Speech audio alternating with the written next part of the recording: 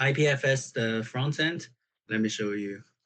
So this is also a decentralized system that could host your user interface, your front end, in a decentralized way. So you don't know which server hosts it because every server has a copy, right? So you can access this from somewhere else, from the user interface.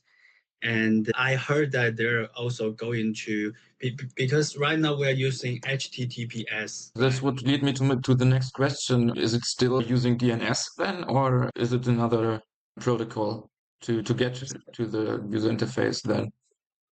If we use IPFS to host a front end, so normally there should be a web browser that supports IPFS protocol, because right now we're using HTTPS protocol to access like Uniswap front end or the other front end, right?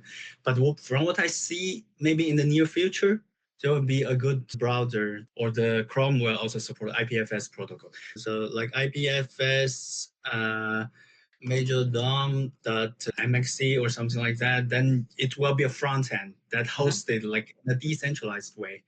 So I'm also going to put this part here.